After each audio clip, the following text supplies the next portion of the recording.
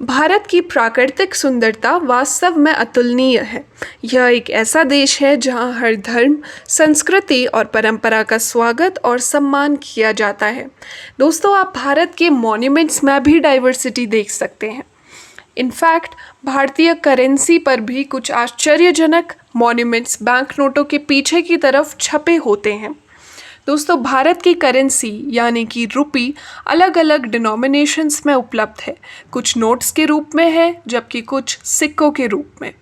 Reserve bank of India के पास भारत में bank notes जारी करने का एकमात्र अधिकार है, यानी कि यही एक सोल अथॉरिटी रखता है इंडिया में नोट्स छापने की। दोस्तों, इंडियन करेंसी हमेशा से अपने पीछे की ओर छपी मॉन्यूमेंटल और आर्किटेक्चरल इमेजेस के लिए जानी जाती है। रिजर्व बैंक ऑफ इंडिया इसीलिए इन मॉन्यूमेंट्स को नोट्स के पीछे छापता है ताकि देश की संस्कृति को प्रदर्शित किया जा सके और देश की कुछ प्राउड अचीवमेंट्स और विविधता यानी कि डाइवर्सिटी उपलब्धियों को प्रेजेंट कर सके। इस प्रकार के मॉन्यूमेंट्स को नोट्स के पीछे छापने की और करेंसी नोटों के पीछे कुछ अचीवमेंट्स को दर्शाने की परंपरा हमेशा से चली आ रही है। जब 1 रुपये के नोट में इतिहास के प्रथम विश्व युद्ध की तस्वीरें छापी गई थी। दोस्तों, हम सभी रेगुलर बेसिस पर पैसे का इस्तेमाल करते हैं। आप सभी अपने वॉलेट्स में और अपनी जेबों में अधिकांश डिनोमिनेशंस के करेंसी नोट्स रखते हैं, लेकिन क्या हमें इन नोटों के बारे में अच्छी खासी जानकारी है? क्या आपने कभी सोचा है कि यह नोट किस सामग्री से बनते हैं? चलिए आज हम देखते हैं। दोस्तों, अधिकांश लोग यह सोचते हैं या फिर हमें यह विश्वास दिलाया जाता है कि हमारे नोट कागज़ के बने हैं, लेकिन यह सच नहीं है। आप शायद नहीं जानते होंगे कि करेंसी नोट असल में कागज़ के नहीं बने होते हैं। भारतीय रिजर्व बैंक किसी ऐसी चीज़ का इस्तेमाल करके करेंसी प्रिंट करता है जो कागज़ से ज़्यादा टिकाऊ होती है, और वह है कॉटन और कॉटन रैक्स। जी हाँ, कागज़ की लंबी उम्र नहीं होती है, या यूँ कहें कि कागज़ कम लॉन्गेविटी का होता है और ज़्यादा ड्यूरेबल नहीं होता है। इसीलिए करेंसी नोट्स को बनाने के लिए आरबीआई का कहना है कि वह 100% कॉटन का यूज़ करते हैं, जो कि अधिक लंबे समय तक चल सकता है और प्रिंटेबल भी है। दोस्तों, अब हम बात करें बैंक नोट के लैंग्वेज पैनल की, तो हम देख सकते हैं कि हमारे इंडियन करेंसी के नोट्स में कुल 15 भाषाएं दिखाई जाती हैं।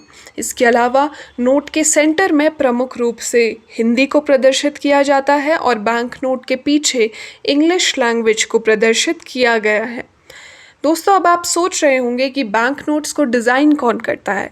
तो बैंक नोट को डिज़ाइन करने में इंडियन गवर्नमेंट अहम भूमिका निभाती है।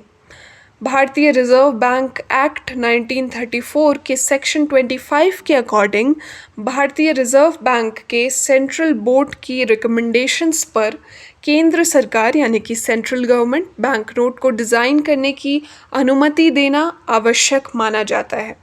भारत सरकार विभिन्न डिनोमिनेशंस के सिक्कों की डिज़ाइनिंग और मिंटिंग के लिए भी जिम्मेदार है।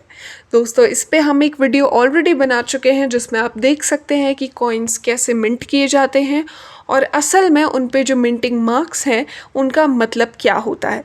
मैं स्ट्रांगली रिकमेंड करूँगी कि आप वो वीडियो देखें। दोस्तों, क्या आप जानते हैं कि अब तक का सबसे ज़्यादा वैल्यू का नोट कौन सा है?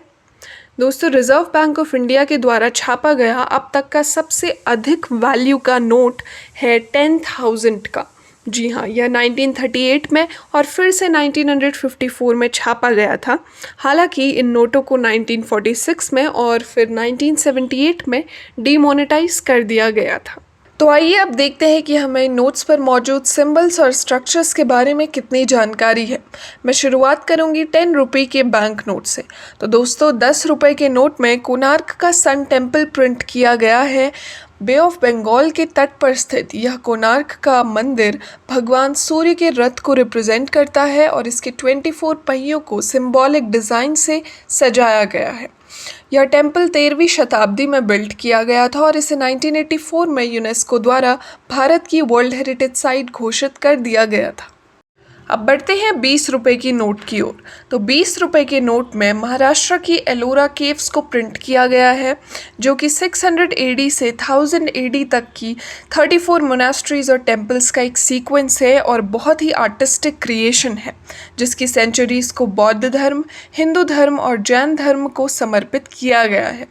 तो दोस्तों, महाराष्ट्र की यह मोहक गुफाएं यूनेस्को द्वारा 1983 में इंडिया की वर्ल्ड हेरिटेज साइट डिक्लेयर कर दी गई थी। फिर है 50 रुपए का बैंक नोट, जिसमें हम्पी एक रथ के साथ प्रिंट किया गया है।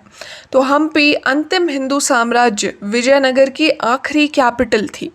यह स्टोन से बना हुआ रथ विट्ठल मंदिर कॉम्प्लेक्स के अंदर बना है। पत्थर का बना यह रथ गरुड़ देवता को समर्पित किया गया है।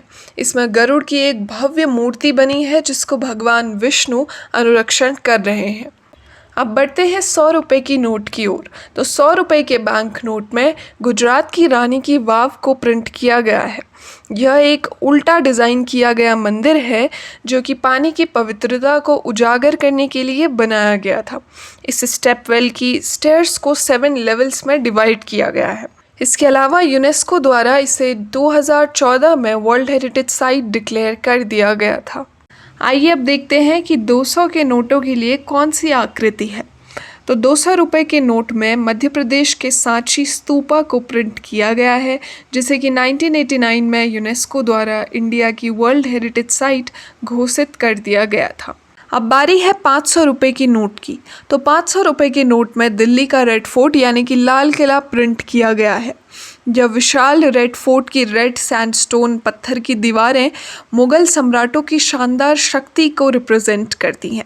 1638 में बनी यह दीवारें इन्वेडर्स को दूर रखने के लिए और शाहजहां की मुगल क्रिएटिविटी की चरम सीमा को दर्शाने के लिए बनाई गई थी। इसे यूनेस्को द्वारा 2007 में वर्ल्ड हेरिटेज साइट डिक्लेयर कर दिया गया था। अब बढ़ते हैं आजकल की आखिरी डिनोमिनेशन यानी कि 2000 के नोटों पर छपी आकृति की ओर। तो 2000 के नोट पर मंगलयान मार्स प्रिंट किया गया है। तो दोस्तों, मंगलयान इंटरप्लैनेटरी स्पेस में इंडिया का पहला वेंचर था, जिसे मॉम के नाम से भी जाना जाता है। यह मार्स के सरफेस के फीचर्स को, मार्स की मॉर्फोलॉजी और मार्शियन एटमॉस्फेयर को एक्सप्लोर और ऑब्जर्व करता है। 2014 में इसने पहली बार रेड प्लैनेट की तस्वीरें इंडिया में भेजी थी, इसीलिए इसे एक प्राउड अचीवमेंट के तौर पर 2000 के नोट पर प्रिंट किया गया है। मैं आशा करती हूँ कि आपको आज की वीडियो इन्फॉर्मेटिव लगी होगी और आपको इंडियन करेंसी नोट्स के बारे में पूरी तरह से जानकारी मिल चुकी होगी। अगर आपको वीडियो पसंद आई तो इसे शेयर और लाइक ज़रूर करें। चैनल को सब्सक्राइब करना ना भूलें और इसी तरह के अमेजिंग कंटेंट के लिए फॉलो करते रहें ओवरडोज नाउ।